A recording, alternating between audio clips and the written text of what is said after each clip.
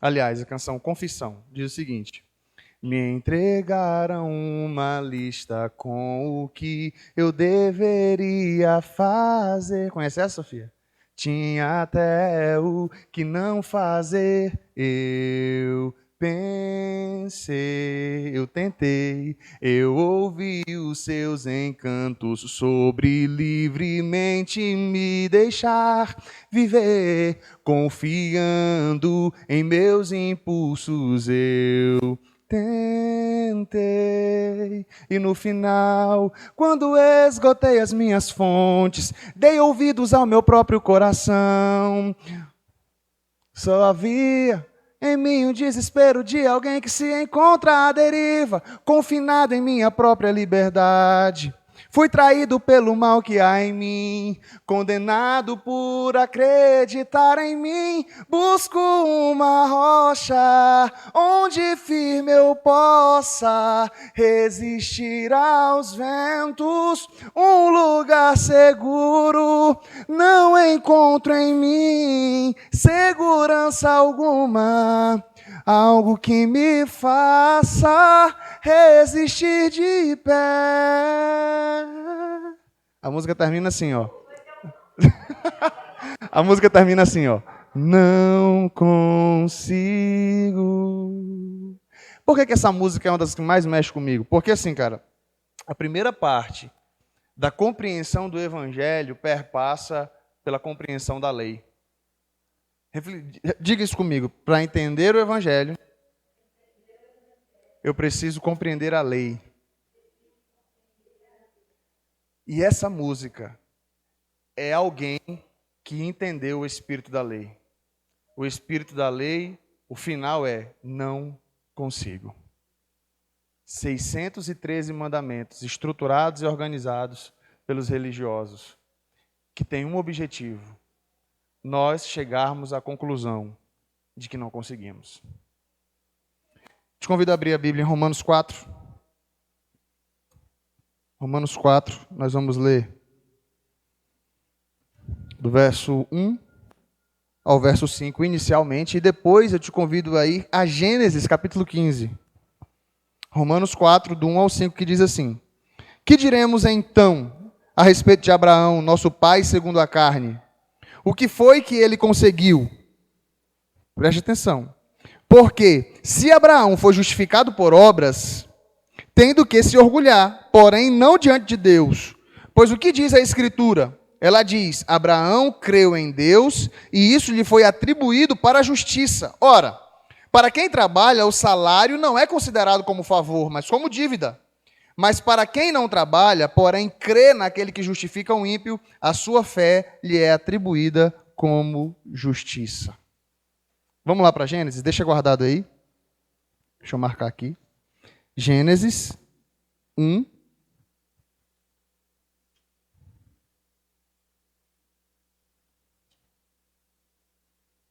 Aliás, Gênesis 15, perdão. Gênesis 15 a partir do verso 1.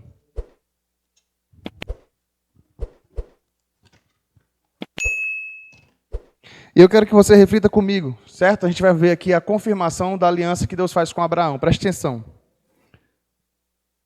Depois desses acontecimentos, a palavra do Senhor veio a Abraão numa visão, dizendo: não tenha medo, Abraão, eu sou o seu escudo e lhe darei uma grande recompensa. Abraão respondeu: Senhor Deus, que me darás se continuo sem filhos e o herdeiro da minha casa é o Damasceno Eliezer? Abraão continuou: tu não me deste descendência e um servo nascido na minha casa será o meu herdeiro. Deus já havia prometido a ele que a descendência dele seria numerosa. Então Abraão já está meio triste aqui. Versículo 4. Eis que a palavra do Senhor veio a ele dizendo: esse não será o seu herdeiro, pelo contrário, aquele que será gerado por você, esse será o seu herdeiro. Então o Senhor levou-o para fora e disse: olhe para os céus e conte as estrelas, se puder contá-las. E lhe disse: assim será a sua posteridade. Agora entra o versículo que Paulo citou lá em Romanos, no texto que nós acabamos de ler. Abraão creu no Senhor e isso lhe foi atribuído para justiça. Perceba que Deus fez uma promessa. Abraão já estava meio temeroso, né, triste, achando que o herdeiro dele seria o seu servo. E Deus agora confirma essa promessa. Por meio da palavra de Deus, Deus falou: Abraão, olhe para o céu, está vendo as estrelas? A sua posteridade vai ser dessa forma. E Abraão crê em Deus. E isso lhe foi creditado como justiça. Abraão não foi salvo por obras. Abraão não tinha nem ideia ainda de quem seria Jesus. Abraão, a lei ainda não havia sido dada. Então, como é que se deu a salvação dessas pessoas que não viveram na época da graça? A salvação deles era pela fé na promessa. Abraão creu em Deus, ou seja, Isaque, o filho da promessa, de onde viria a nação de Israel, de onde viria o Redentor do mundo. Então, por inferência, Abraão creu em Cristo, porque ele creu na promessa da redenção do mundo. Vocês estão comigo?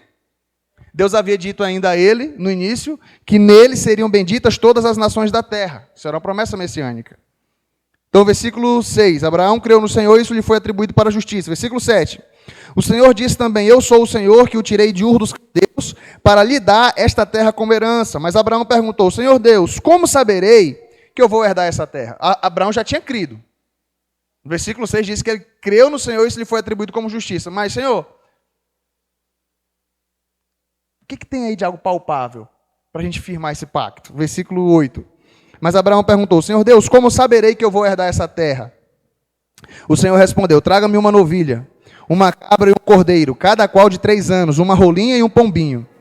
Abraão trouxe todos esses animais, cortou-os pelo meio e pôs as metades umas diante das outras. Preste bem atenção nisso, parece que é uma parte chata. Talvez quando você passou por isso aqui, você falou: credo, cortar animal. Preste atenção na importância disso aqui. Abraão trouxe todos esses animais, cortou-os pelo meio e pôs as metades umas diante das outras. As aves, porém, não cortou pelo meio. Aves de rapina desciam sobre os cadáveres, porém Abraão as enxotava. Ao pôr do sol, um profundo sono caiu sobre Abraão.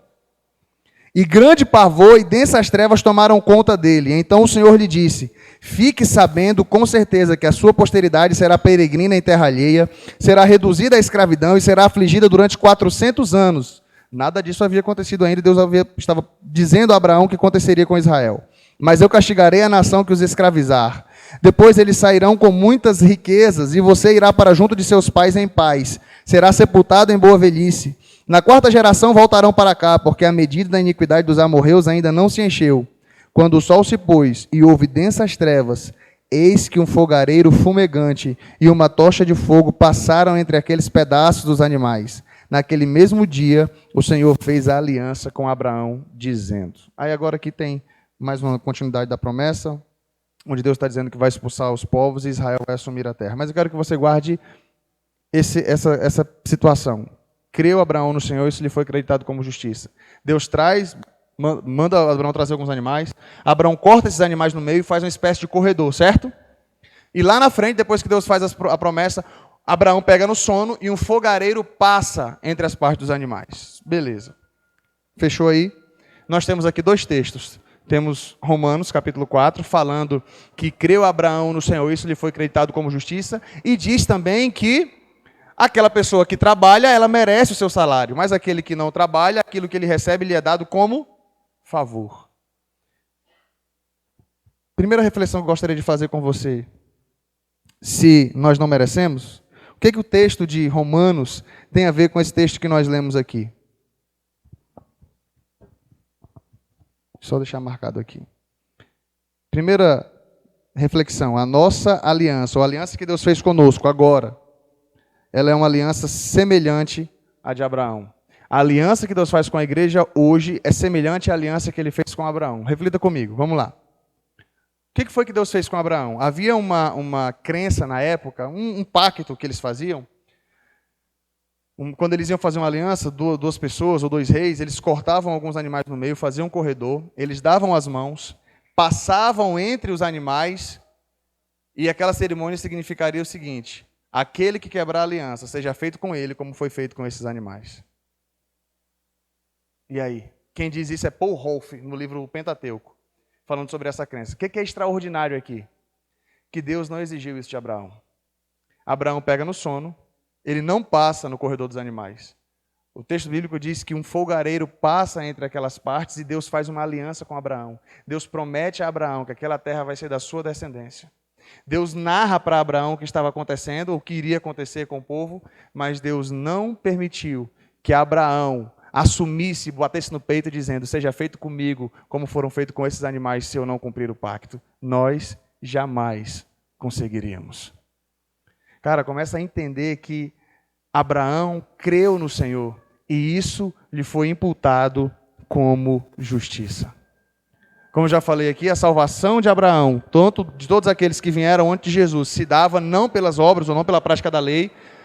A salvação era pela fé na promessa, a promessa do Messias. Quando chega Moisés lá na frente, lá em Deuteronômio, ele vai dizer, olha, vai ser levantado um profeta como eu, a ele vocês devem ouvir. Já era também uma promessa messiânica. Quando você vai ao longo da antiga aliança, lampejos da promessa de Jesus é apresentado. E é essa fé que fazia com que eles fossem salvos. A salvação nunca foi pelas obras, a salvação nunca foi pela prática da lei. E a aliança que Deus faz conosco agora é uma aliança semelhante à que ele fez com Abraão, não baseada em méritos. Talvez você pense, tá, mas e Tiago? Tiago vai dizer que as obras de Abraão, quando ele vai lá oferecer Isaac, ela meio que fortalece a fé de Abraão. Tiago vai dizer isso, parece que é um contrassenso. Na realidade, o que Paulo está dizendo e o que Tiago está dizendo é a mesma coisa com palavras diferentes. O que Tiago está dizendo, por exemplo, Tiago diz, os demônios também creem que Deus existe, creem que estremece. Ou seja, a fé que Paulo apresenta jamais diria que os demônios creem. Por quê? Porque a fé de Paulo é uma fé composta. Tiago ele faz uma separação entre fé e obras. Quando Paulo está dizendo que Abraão creu no Senhor, essa fé de Abraão é uma fé que já está inclusa às obras. É uma fé salvífica. É uma fé que está inclusa, sofrer qualquer coisa por Cristo. Vivenciar o Evangelho. Vivenciar a vontade de Deus. A ideia é essa. Então vamos lá. A aliança que Deus faz conosco hoje é semelhante à aliança de Abraão. Por que existe então esse ato? Por que existe essa aliança de Israel no meio? A aliança de Deus com Israel é didática. A aliança de Deus com Israel é didática. Como assim? Deus quer ensinar algo para o povo. Deus quer ensinar algo não só para Israel, mas Deus quer ensinar algo para nós hoje, essa igreja. Vamos lá, Romanos, capítulo 5. Você está no capítulo 4, você foi lá para Gênesis, né? Pode voltar para Romanos. Capítulo 5, versículo 20. A lei veio para que aumentasse a ofensa, mas onde aumentou o pecado, aumentou muito mais ainda a graça. A fim de que, como o pecado reinou pela morte, assim também a graça reinasse pela justiça que conduz à vida eterna por meio de Jesus Cristo, nosso Senhor. Veio a lei para que a ofensa aumentasse. Como assim? Onde veio a lei para que a ofensa abundasse? Veio a lei para que o nosso pecado fosse escrachado.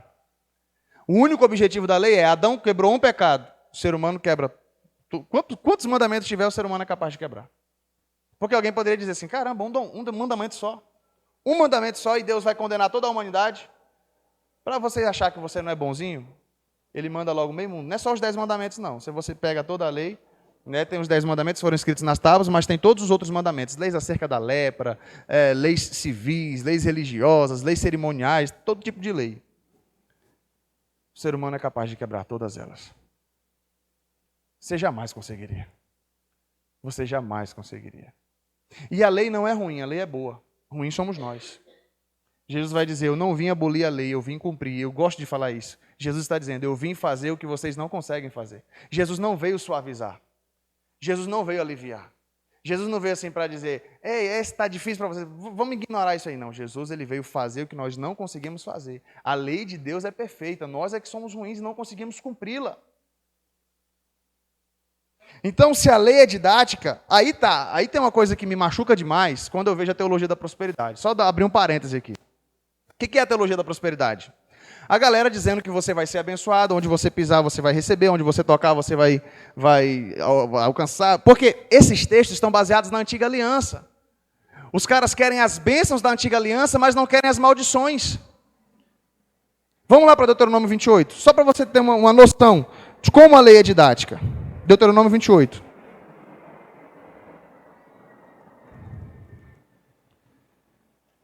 E veio a lei para que a ofensa abundasse, para que você... A ideia, gente, aqui, a ideia da lei é a galera falar assim: Senhor, eu não consigo.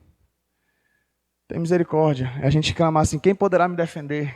Quem poderá me defender? Os caras não entenderam nada, sabe por quê? Porque eles aumentaram o jugo. Quando Jesus chega, os fariseus estão achando que merecem salvação, os fariseus estão achando que são bambambam, estão condenando algumas pessoas, estão achando que conseguem agradar a Deus pelo cumprimento da lei, por isso que Jesus tem que ser tão duro com os fariseus. Mas vamos lá, Deuteronômio, capítulo 28. E muita gente hoje, na nova aliança, fica pegando as promessas daqui para ficar defendendo a teologia da prosperidade. Né? Olha aqui, ó, as bênçãos decorrentes da obediência, Deuteronômio 28. Né? Se vocês ouvirem atentamente a voz do Senhor seu Deus, tendo o cuidado de guardar todos os seus mandamentos que hoje lhes ordeno, o Senhor seu Deus exaltará vocês sobre todas as nações da terra. Se ouvirem a voz do Senhor seu Deus sobre vocês, virão e alcançarão todas as bênçãos. Tá, bênção aqui extraordinária. O pessoal faz música e tal, e fala, glória a Deus, eu vou ser abençoado. Mas ninguém faz música das maldições. É porque parece que é assim, se eu obedecer, eu sou abençoado. E se eu desobedecer? Não, Deus é amor. Olha o que acontece se você desobedecer. Versículo 15 do capítulo 28. Porém, de Deuteronômio, tá? Porém, se não derem ouvidos à voz do Senhor seu Deus, deixando de cumprir todos os seus mandamentos e os seus estatutos, que hoje lhes ordeno, então virão sobre vocês e os alcançarão todas essas maldições. Malditos serão vocês na cidade, malditos serão no campo. Maldito será o seu... Aí tá, fala maldição virado no REC, mas eu quero mostrar uma para você, bem pesada. Versículo 53. De capítulo 28 de Deuteronômio. Na angústia e no aperto em que vocês ficarão com o cerco dos seus inimigos, vocês comerão o fruto do seu ventre. Isso é, a carne de seus filhos e de suas filhas, que o Senhor, seu Deus, lhes der. O mais sensível dos homens e o mais delicado no meio de vocês será mesquinho para com seu irmão e para com a mulher que ama, e para com os outros filhos que ainda lhe restarem. De modo que não dará a nenhum deles da carne de seus filhos que ele comer. Porque nada lhes restou na angústia e no aperto com que os inimigos apertarão vocês em todas as suas cidades. A mais sensível das mulheres e a mais delicada do meio de vocês, que de tão sensível e delicada não tentaria pôr a planta do pé sobre o chão, será mesquinha para com o marido que ama, e para com o seu filho e para com a sua filha. Será mesquinha, não repartindo com eles a placenta que lhe saiu do ventre e os filhos que tiver, porque os comerás escondidas pela falta de tudo na angústia e no aperto com que os inimigos apertarão vocês nas suas cidades. Obrigado. Maldição pesada? Ninguém faz música disso aqui. O pessoal só quer a paz da prosperidade. Vamos lá comigo para 2 Reis. Isso aqui é um caso concreto. Segundo livro dos Reis.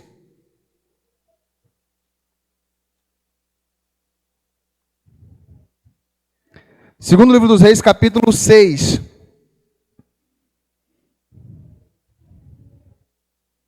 Versículo 26. Segundo livro dos Reis, 6, 26. Quando o rei de Israel vinha passando, andando sobre a muralha, isso aqui houve um cerco de Samaria, e o povo estava sem comida dentro da cidade. Samaria havia cercado Israel. Quando o rei de Israel vinha passando, andando sobre a muralha, uma mulher gritou, ajude-me, eles estavam em Samaria, e a Síria cercou a cidade de Samaria, certo? Então, quando o rei de Israel vinha passando, andando sobre a muralha, uma mulher gritou, ajude-me, ó rei, meu senhor. Ele respondeu, se o Senhor Deus não ajudar você, com que eu poderei ajudá-la? Com a eira ou com o lagar? E o rei acrescentou, qual é o seu problema? Ela respondeu, essa mulher me disse, dê o seu filho para que hoje o comamos e amanhã comeremos o meu. Assim cozinhamos o meu filho e o comemos. Mas no outro dia, quando eu disse a ela, dê o seu filho para mim, para que o comamos, ela o escondeu. Ao ouvir as palavras da mulher, o rei rasgou as suas roupas. Como ele estava andando sobre a muralha, o povo olhou e viu que por baixo, sobre a pele, o rei estava usando pano de saco. Só aqui. Só um cumprimento da maldição que Deus havia falado se o povo não obedecesse. O povo de Israel era uma oscilação terrível. Aí a galera quer pegar, para os dias de hoje, as bênçãos decorrentes da obediência, mas as maldições decorrentes da desobediência, não. Nós estamos na época da graça. Jesus já levou a maldição. E sabe o que eu acho mais interessante? Porque é uma mente muito pequena achar que Jesus morreu na cruz para dar carro, casa, moto, dinheiro. Cara, isso é uma visão tão mesquinha, tão pequena, tão medíocre. E os coachings evangélicos estão pegando o microfone para falar, e se você é um vencedor, Deus vai te dar a casa da tua praia que você quer, fazer a sua viagem no cruzeiro e comprar o seu Porsche. Cara, isso não é o evangelho. Isso não é o evangelho. Essas promessas que Deus fez com Israel Era o Israel criança, poderíamos dizer, eu costumo dizer assim, que era mais ou menos Deus querendo ensinar algo para Israel, é igual eu e a Isabela. Tem muitas coisas que a Isabela enfrenta que são questões didáticas, que eu estou ensinando para a Isabela. De maneira que não vai fazer sentido ela chegar na faculdade, né, e falar assim, e aí papai, se eu tirar a nota 10, o senhor vai me dar a bicicleta? Não tem lógica.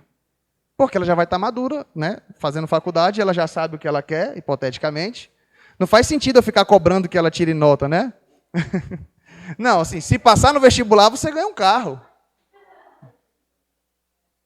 Mas eu particularmente, nunca precisei disso. Meu pai falava assim, é sua obrigação. Eu falava, quer ser alguém na vida? Quero, então estude. Senão meu filho vai ficar andando de bicicleta a vida toda, com a bicicleta que eu te dei quando você era criança. Cara, não faz sentido alguém que está na faculdade, que já está pensando no que quer ser, o pai ficar ali o tempo todo, e aí meu filho, você quer? Essa pessoa não amadureceu, simplesmente não amadureceu. Aí o que está aqui o crente? Deus falando, meu filho morreu por você. Eu te dei o melhor, você tem toda a eternidade ao meu lado. Você tem tudo. Eu tenho um céu preparado para você, tenho um lugar preparado para você, a eternidade, aquilo que o olho não viu, olhos não viram, ouvido não ouviu, ninguém, é o que eu tenho preparado para ti. Aí você fala, eu queria a bicicleta no final do ano. A situação, a visão é tão medíocre, que é aquela criança que fala assim, papai, se eu obedecer, o senhor me dá o pirulito? Sim, mas se você desobedecer, você vai ter uma surra. Ah, não, papai, é amor. É assim, sabe? É uma birra que muitas vezes a galera faz e não percebe que, qual é a ideia aqui? Deus falando para Israel, se vocês forem obedientes, eu vou abençoar vocês. Isso vai ser um sinal para as outras nações. Agora, se vocês desobedecerem, vocês serão amaldiçoados. E a galera só desobedecia. E vinha maldições. A ideia, o que Deus queria que essas pessoas fizessem é, tem misericórdia de nós. Tem misericórdia de nós, mas era uma constante. O povo vivia caindo e pecando e voltando. Certo é que houve um momento em que a promessa de Deus se cumpriu. Jesus veio. E agora ele está dizendo, olha, tem uma nova aliança firmada com vocês. E é uma aliança semelhante à aliança que eu fiz com Abraão. Todo aquele que crê será salvo. Agora eu não estou exigindo de vocês um cumprimento de leis. Agora é diferente, vocês precisam crer no sacrifício daquele que morreu por vocês. É o próprio Deus vindo, assumindo a nossa culpa, assumindo a nossa condenação. O salário do pecado é Jesus morreu por nós. Jesus morreu por nós. E agora a única coisa que a gente precisa fazer agora, a partir do momento que o Espírito Santo mora dentro de nós, é viver em santidade, é viver em obediência, não querendo barganhar com Deus. Não assim, se eu obedecer, eu tenho o céu, se eu desobedecer, ele vai me dar o inferno. Se eu obedecer, eu sou abençoado, se eu desobedecer, eu sou amaldiçoado. Não. Eu não obedeço pelos presentes que ele me dá. Eu obedeço porque eu sei que ele me ama. E se ele está falando que é assim, cara, é assim que vai ser. Se ele está falando para você se guardar sexualmente até o casamento, não interessa o que a mídia está falando. Não interessa o que você ouve no encontro com Fátima Bernardes. Não interessa o que Malhação e o que o BBB está ensinando. Sei lá quais são o que você ouve e que às vezes pode mexer com a sua cabeça. A faculdade, as ideias, os cientistas, né, o que a psicologia está falando, não interessa, cara. Se essa galera contraria o que Deus está dizendo, esquece. Se Deus falou, por meio da sua palavra, que o ideal é guardar sexualmente para o casamento, não interessa o que a psicóloga vem falando de ciência. Deus falou, cara, está falado. Acredite, isso é fé. Isso é fé. Não, mas a ciência diz que é importante ter algumas experiências. A minha maior tristeza, cara, é porque quando eu casei com a minha esposa, teve pessoas crentes, né? Ai, tadinho, eles não sabem nada. Porque nós casamos virgem. Eles não sabem nada. Que danado de tadinho. Eu falei, glória a Deus. Poxa, eu queria ser assim. Acho que muitos tinham que falar assim, caramba, poxa, eu não consegui, velho, mas, poxa, que maravilha, que Deus abençoe vocês, né? Eu queria ter... Essa é a sensação, não é? Que pena, coitados. Essa é a mentalidade do mundo, velho. Aí muitas pessoas falaram assim, caramba, e agora? Poxa, já tive experiência, e aí? Não, Deus transforma maldição em bênção, mas consequência sempre tem. Tudo tem consequência na vida da gente. Agora eu vou falar para vocês, que eu durmo de boa com a minha mulher, eu falo, cara, eu posso fazer mal do jeito que for, que eu sou o único dela. Vai ficar pensando assim, o fulano fazia melhor. Não tem isso, velho. Vou ter que cortar isso aqui, viu? Não tem. Deus perdoa, perdoa, mas a consequência fica. Estou falando para vocês. Então, se tem pessoas que não tiveram experiência ainda, guarda, se guarda, vai dar tudo certo. Estou falando só um exemplozinho aqui, tá? Mas, velho, a gente obedece a Deus porque eu estou falando aqui, pensando aqui, Deus sabe o que faz. Deus sabe o que faz. Essa mídia que diz que não tem problema se relacionar sexualmente antes do casamento é a mesma mídia que fala, se não gostar, meu filho, separa. Você pode casar com 300 se quiser. É a mesma mídia que ensina isso. E se no final da vida você chegar e não tiver ninguém para te dar colo, e você passou pela mão de meio mundo de gente, não tem ninguém que compartilhou a vida com você, ele vai dizer assim, olha, tem um ótimo profissional aqui que você pode conversar com ele vai te ajudar psicologicamente.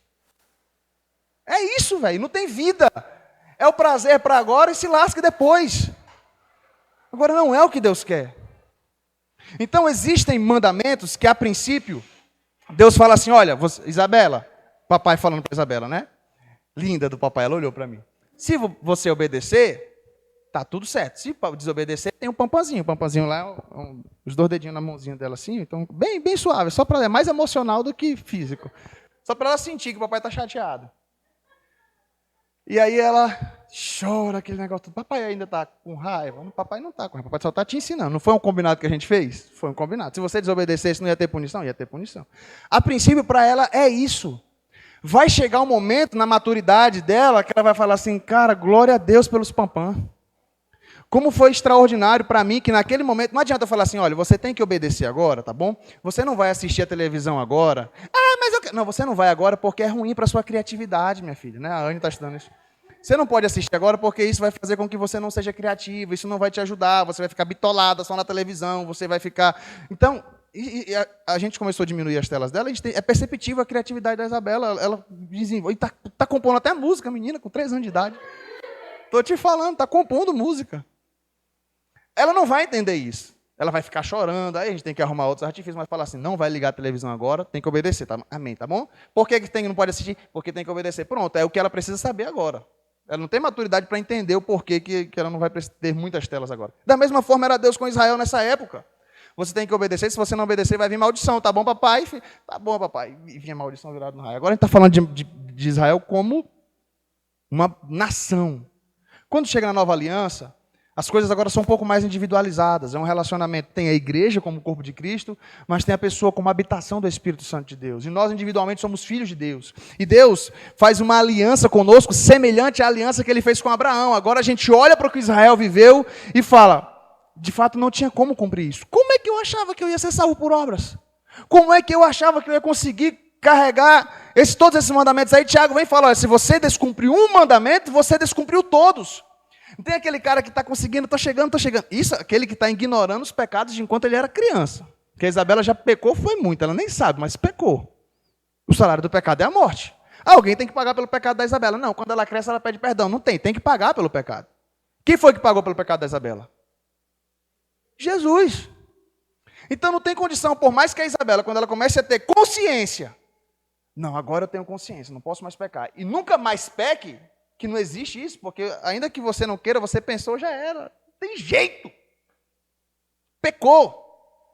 Ainda que ela conseguisse ser perfeita, com 35 anos de idade, ela teve um pensamento impuro, ela acabou com tudo que ela construiu até ali. É o efeito dominó. Não tem, velho. Sabe por que Jesus chega e diz assim, lá no jardim, Sermão da Montanha? Olha, se você olha para uma mulher e deseja no coração, você já pecou? Se você nutre ódio de alguém, você já pecou? Porque os fariseus estavam achando que só não era dormir com a mulher dos outros. Os fariseus achavam que só era não matar alguém fisicamente, mas eu podia malhar ele até umas horas. Poderia nutrir ódio, eu poderia cobiçar várias mulheres, está tudo certo, o que eu não posso é dormir com elas. E Jesus fala assim, vocês estão muito enganados. Vocês estão sendo muito legalistas, entendam o espírito da lei. Está igual aqueles advogados, né, que procura brecha na lei. Não, eu sei qual é o espírito da lei, mas vamos achar uma brecha aqui, é a interpretação. Mas o espírito, não importa o espírito, vamos achar a brecha. Os fariseus eram isso, viviam isso. Aí Jesus chega e fala, ei papai, o negócio é mais embaixo. O próprio, gente, Davi, na antiga aliança, no Salmo 51, eu sei que o Senhor não se agrada de holocausto e sacrifício, senão eu te daria. O que o Senhor quer é um coração quebrantado e contrito. Cara, Davi tinha pecado com Batseba, ele poderia pegar quantos animais pudesse, ele era rei. Manda para o sacerdote, sacrifica, o pecado está apagado, mas Davi sabe que o que Deus quer não é isso, Deus quer um coração quebrantado. Deus quer um coração arrependido. Davi entendeu o espírito da lei. Davi não era legalista na antiga aliança. Aí vem os fariseus agora, vivendo esse legalismo. Aí Jesus chega e fala, ei papai, o negócio é mais embaixo. Adultério não é só o ato consumado. Pensou, lascou-se. Ah, eu estou com ódio do cara, matou. Isso é pecado de homicídio diante de Deus. Então não tem ninguém escapa. Jesus está explicando agora o espírito da lei. Aí chega para a igreja e fala, tá vendo? Aqueles que foram salvos em Israel nunca foram salvos por obras, porque ninguém nunca conseguiu viver. Até Moisés, aí, que se relacionava com Deus face a face, não entrou na terra prometida, porque Deus mandou ele falar a rocha e ele bateu na rocha. Pecou. Você acredita que Moisés foi salvo? Eu creio. Ah, porque ele cumpriu todos os mandamentos? Não, porque ele cria na promessa do Redentor, do Messias que viria. Todos aqueles que vieram de Jesus foram salvos porque criam na promessa, porque tinham a fé na promessa. Por inferência, eles estavam crendo em Jesus. Jesus diz, eu sou o caminho, a verdade e a vida, e ninguém vem ao Pai senão por mim. Só Jesus. E aí já caminhar para a finalização. A pergunta que eu faço a você é, quer aceitar o presente? Você prefere tentar pelos seus méritos ou prefere aceitar o presente? Você prefere tentar pelos seus méritos ou prefere aceitar o presente? Quando eu falo você jamais conseguiria, eu estou falando para aqueles que aceitam o presente. Aquelas pessoas que não aceitam o presente, a resposta é você jamais conseguirá. Aquelas pessoas que tentam viver pelos seus méritos, aquelas pessoas que acham que são salvos por obras, aquelas pessoas que acham que alcançam o favor de Deus por quem elas são, pelo que elas fazem, jamais conseguirão. A cruz quebra o nosso orgulho. Ao mesmo tempo que a cruz é o presente extraordinário de Deus, ela quebra com o nosso orgulho. Ela quebra com o discurso coaching. Ela está dizendo, não acredite em você. O Evangelho diz, não confie em você. O Evangelho diz, não é por você. O Evangelho diz, é por Deus. É para a glória de Deus. É por quem Ele é. E Ele te ama não por você intrinsecamente, mas Ele te ama porque foi Ele quem te fez. E a nossa necessidade está nele, cara. Por isso que o ser humano pode conquistar o mundo, pode conquistar o que for, cara. Ele precisa de Deus.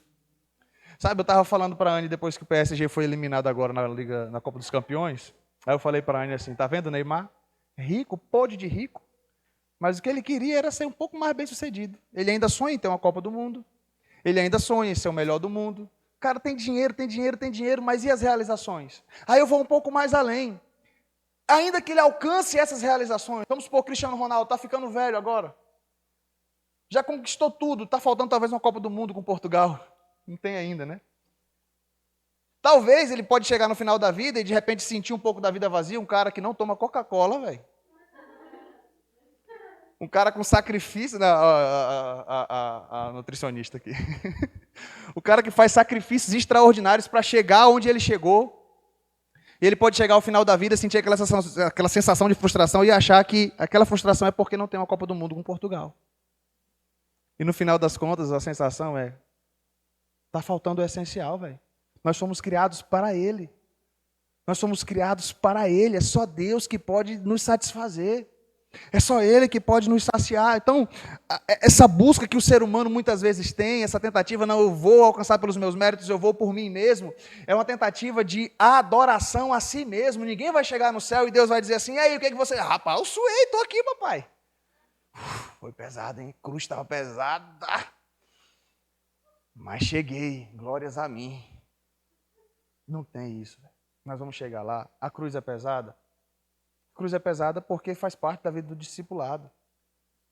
Jesus mesmo falou, olha, aquele que quiser vir após mim, negue-se a si mesmo, tome a sua cruz e siga. O que ele está dizendo é, existe sacrifício, mas não é por causa desse sacrifício que nós vamos chegar lá. Esse sacrifício é simplesmente um reconhecimento de quem Ele é e por Ele eu faço tudo. Se Ele entregou a vida dele por mim, eu não posso negar a minha vida a Ele. Se Ele fez tudo por mim, eu não posso negar o meu tudo por Ele. É uma consequência. As boas obras são consequências da salvação. Então, quando você crê em Jesus, como Abraão creu, quando essa fé também é imputada sobre nós como justiça, automaticamente a nossa resposta é: Senhor, eis-me aqui. Quando Deus te pedir Isaac, você vai entregar. Se você crê em Jesus, se você tem essa fé salvífica, a mesma fé de Abraão, quando o Senhor te pedir o teu melhor, quando o Senhor te pedir a tua vida, quando o Senhor te pedir a tua promessa, quando Ele te pedir o que for, você vai falar assim: eu confio, a minha vida é dele. Senhor, é tudo teu. Eu finalizo dizendo que a nossa capacidade vem de Deus. Aquilo que os coachings falam, né? Deus acredita em você, o que você deve acreditar em você. Na realidade, eu reformularia essa frase. Eu diria, realmente você é capaz, mas a sua capacidade não é intrínseca a você. A sua capacidade vem de Deus. O próprio apóstolo Paulo falou, não que sejamos capazes por nós mesmos, mas a nossa capacidade vem de Deus. A sua alegria, a sua satisfação, a sua vocação é um presente de Deus. Aquilo que você faz e que as pessoas te aplaudem pelo que você faz bem feito. Você pega esses aplausos e fala assim, obrigado. Obrigado pelo talento, obrigado pela vocação, obrigado pelo propósito, porque se fizer isso só pelo dinheiro também não faz sentido algum. Mas qual é o propósito? Cara, as pessoas do mundo têm refletido sobre isso. As pessoas do mundo falam, pessoas infelizes são aquelas que fazem apenas pelo dinheiro, ganham dinheiro e falam, qual o propósito? Gente que não tem Jesus. Pessoas que não têm Jesus, que começam a perceber que a verdadeira alegria está no servir. O dinheiro é como consequência apenas, mas a alegria está em servir com a vocação que o Senhor te deu. Então não é você, é Deus. É aquilo que Ele faz em você e por meio de você. E aí, como eu não posso finalizar sem falar sobre visão no reino, essa é a visão no reino. Esse é o foco no reino de Deus. Tudo aquilo que Ele fez, você pega isso e fala, como eu vou viver? Se Ele deu tudo dele por mim, eu vou dar o meu tudo por Ele. A sua vocação, o seu trabalho, a sua profissão, tudo, Senhor, está a teu serviço. Mais uma vez eu falo, os recursos financeiros aquilo é consequência, é segundo plano. Prioridade é o reino de Deus. Se o Senhor me deu tudo, eu também vou dar tudo para Ele. Vamos ficar em pé?